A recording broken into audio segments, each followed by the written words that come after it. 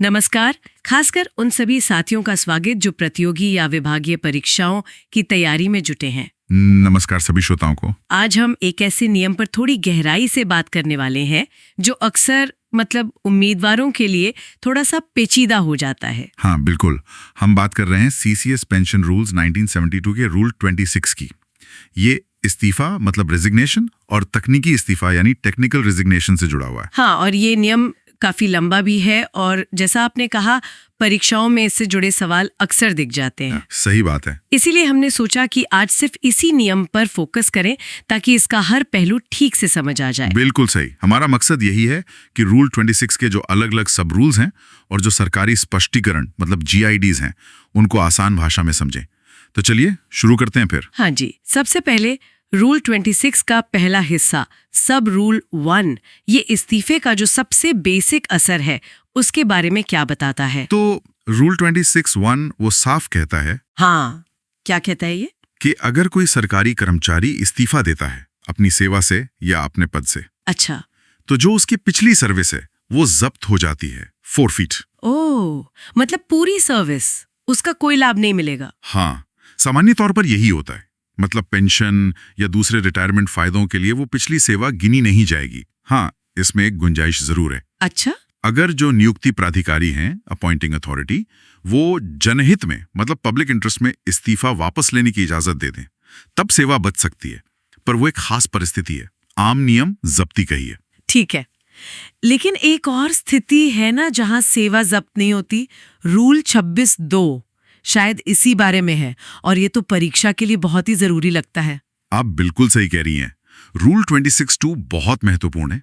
असल में यही वो नियम है जो तकनीकी इस्तीफा या टेक्निकल रेजिग्नेशन का आधार है। अच्छा, ये कहता है कि अगर कोई कर्मचारी अपने विभाग से उचित अनुमति लेकर, प्रॉपर परमिशन से, सरकार के ही तहत किसी दूसरी नौकरी को ज्वाइन करने के लिए इस्तीफा देता है, चाहे वो नौकरी टेम्परेरी हो या परमानेंट। ठीक है। और उसकी वो जो नई नौकरी है उसमें की गई सेवा भी पेंशन के लिए क्वालिफाइंग सर्विस है, तो अच्छा, ऐसी सूरत में उसकी पिछली नौकरी की सेवा जब्त नहीं होगी। अच्छा, तो दो बातें जरूरी हुई, एक तो उचित अनुमति और दूसरी सरकारी नौकरी जिसमें सेवा क्वालिफाई करती हो। एकदम सही। इसका निचोड़ यही है कि कर्मचारी ने नियमों के तहत अपने डिपार्टमेंट को बताकर उनकी मंजूरी से दूसरी सरकारी नौकरी के लिए अप्लाई किया हो। फिर जब उसका सिलेक्शन हो जाए तो पहली नौकरी छोड़ने को भले ही इस्तीफा कहा जाए, पर वो बस एक टेक्निकल फॉर्मेलिटी है। अच्छा, असल में वो इस्तीफा नहीं है। हाँ, उसकी सर्विस तो जारी ही मानी जाती है, बस डिपार्टमेंट बदल गया। पेंशन और दूसरे लाभों के लिए पिछली सर्विस जुड़ जाती है।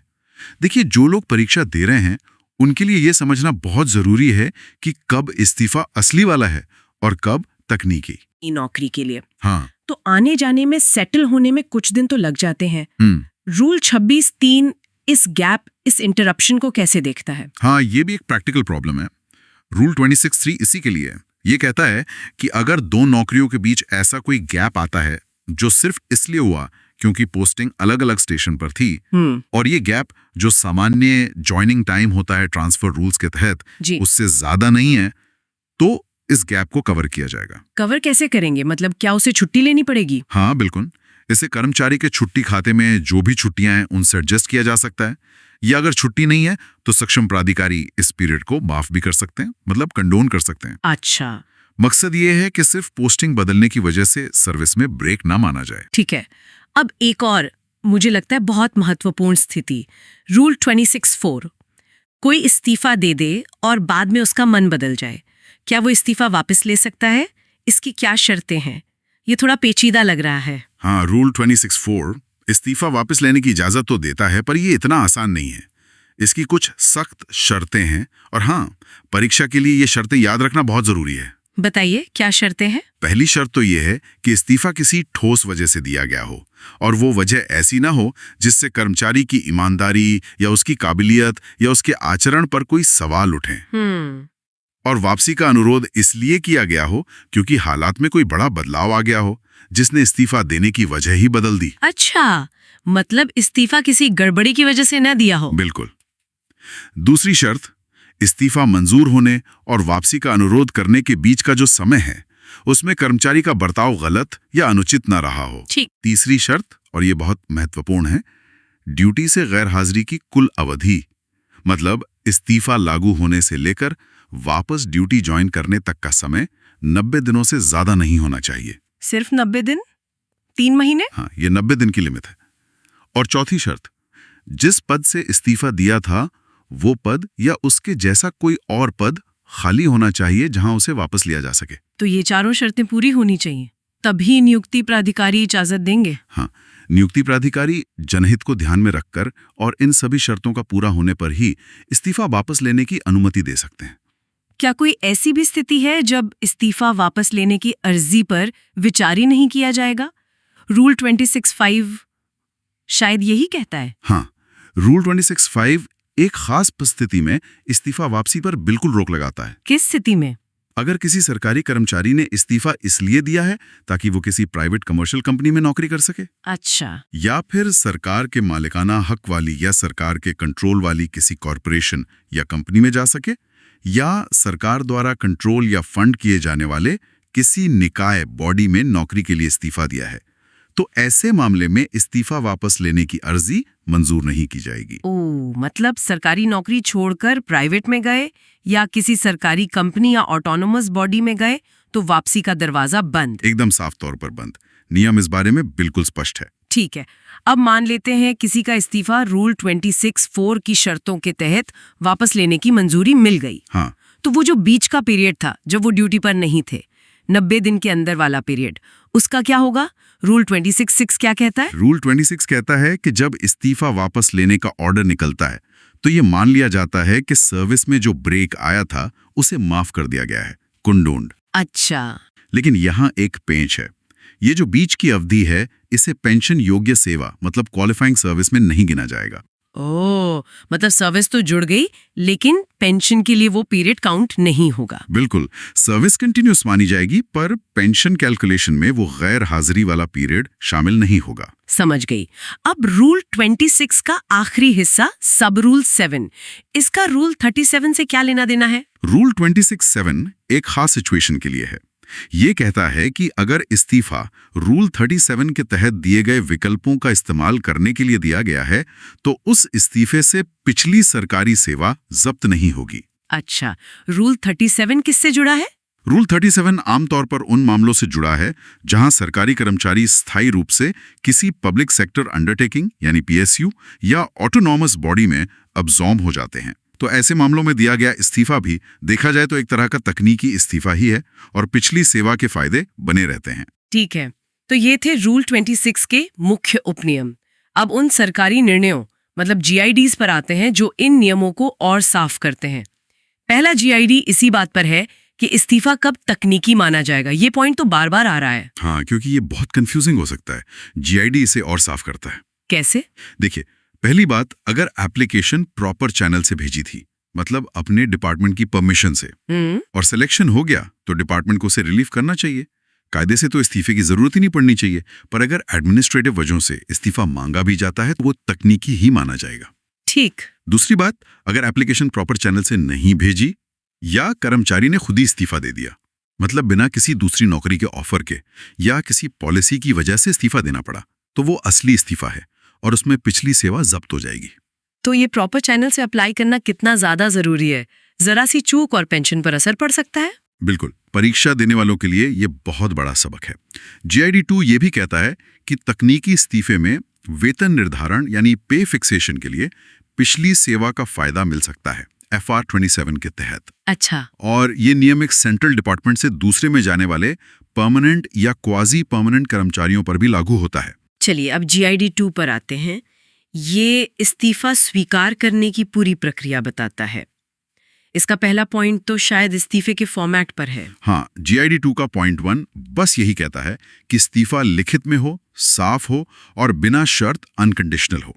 कर्मचारी बताए कि वो नौकरी छोड़ना चाहता है या तो तुरंत या किसी तय तारीख से। और पॉइंट 2 वो कहता है कि इस्तीफा हमेशा फौरन स्वीकार नहीं करना चाहिए, कुछ अपवाद हैं। हाँ, सामान्य नियम तो ये है कि भाई कोई जाना चाहता है तो उसे रोको मत, इस्तीफा स्वीकार करो।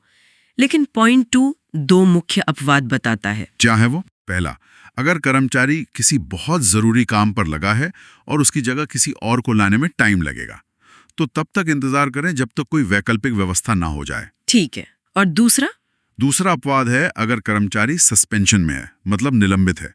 यहाँ मामला थोड़ा पेचीदा है। अथॉरिटी को देखना होगा कि इस्तीफा स्वीकार करना जनहित में है या नहीं। आमतौर पर अगर सस्पेंशन गंभीर आरोपों की वजह से है तो इस्तीफा स्वीकार नहीं करना चाहिए। लेकिन कोई रियायत? हाँ, कुछ खास हालात में रियायत हो सकती है, जैसे अगर आरोप नैतिक पतन, मॉरल टॉर्पिट्यूड के नहीं हैं, या सबूत कमजोर लग रहे हैं, या विभागीय जांच बहुत लंबी खींचने वाली है। पर इसके लिए भी प्रक्रिया कड़ी है। ग्रुप CD के लिए HOD और ग्रुप AB के लिए संबंधित मंत्री की पहले मंजूरी लेनी होगी, और अगर CVC की सलाह पर एक्शन शुरू हुआ था तो उनसे भी पूछना पड़ेगा। ठीक है। इस्तीफा असल में लागू कब होता है और क्या मंजूरी से पहले इसे वापस लिया जा सकता है? पॉइंट 3 इसी बारे में है। हाँ, पॉइंट 3 इसी को साफ करता है।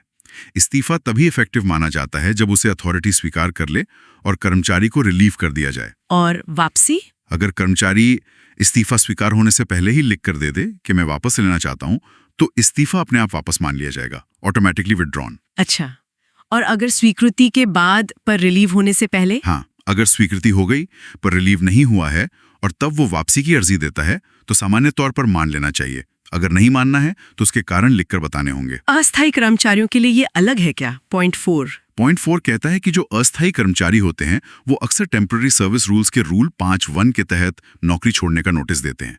उन पर ये इस्तीफे वाली प्रक्रिया GID 2 वाली लागू नहीं होती। अच्छा। हाँ, लेकिन अगर कोई अस्थायी कर्मचारी सिर्फ इस्तीफा लिख कर दे, रूल 5(1) का जिक्र ना करे, तब उसे रिलीव होने के लिए इस्तीफे की स्वीकृति का इंतजार करना होगा। और जो रिलीव होने के बाद इस्तीफा वापस लेने की बात थी, रूल 26(4) से 6 में GID 20 के पॉइंट 5 और 6 उसी को दोहरा रहे हैं। हाँ, पॉइंट 5 और 6 कंफर्म करते हैं कि रूल 26(4) से 6 रिलीव होने के बाद इस्तीफा वापसी पर लागू होते हैं, और ये सुविधा सिर्फ परमानेंट कर्मचारियों के लिए है। इसमें कोई भी छूट सिर्फ मिनिस्ट्री ऑफ पर्सनल की मंजूरी से ही मिल सकती है। पॉइंट 7 जो है वो सेंट्रल पब्लिक एंटरप्राइजेस CPEs में जाने वालों के लिए है। यहाँ क्या खास है? पॉइंट 7 कहता है कि अगर कोई कर्मचारी किसी CPE या सेंट्रल ऑटोनॉमस बॉडी में चुना जाता है प्रॉपर परमिशन से, तो उसे सरकारी सेवा से इस्तीफा देना होगा। लेकिन ये इस्तीफा ऐसा माना जाएगा कि वो डीम्ड रिटायर हो गया है, मतलब उसे रिटायरमेंट बेनिफिट्स मिलेंगे और पिछली सेवा जब्त नहीं होगी। अच्छा, और पॉइंट 8 फिर से वही तकनीकी इस्तीफे वाली बात। हाँ, पॉइंट 8 बस उसी बात को संक्षेप में दोहराता है। अब GID 3 पर आते हैं।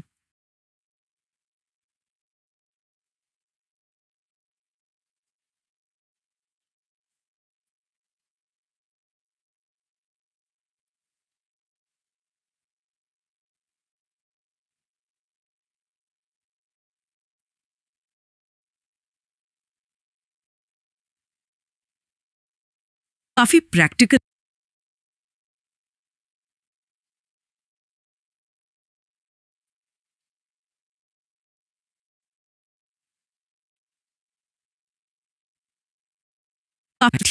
फायदे ठीक से रिकॉर्ड हो सकें।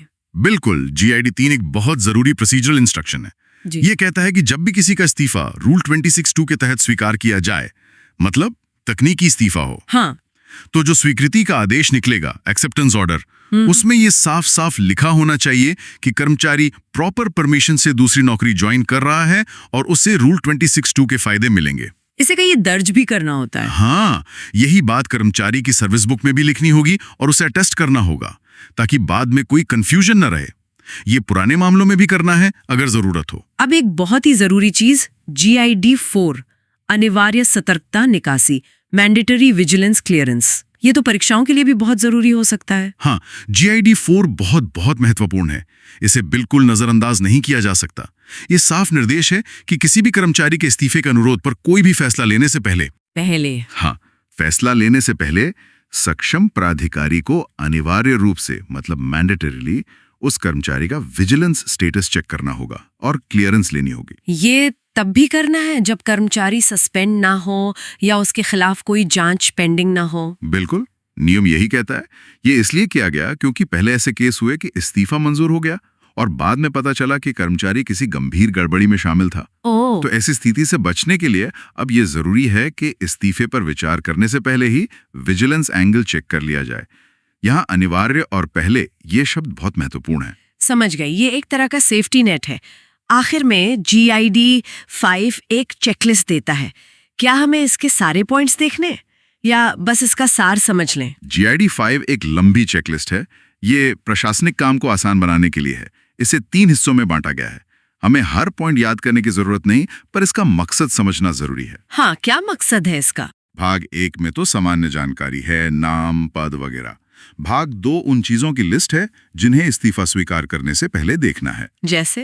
जैसे कर्मचारी कब रिलीव होना चाहता है, कोई जांच या सस्पेंशन तो नहीं है, कोई बॉन्ड तो नहीं भरा था, उसकी जगह कौन काम करेगा, इस्तीफा स्वीकार करने वाली अथॉरिटी कौन है। ठीक। और भाग 3? भाग 3 उन चीजों की लिस्ट है जिन्हें कर्मचारी को रिलीव करने से पहले जांचना है।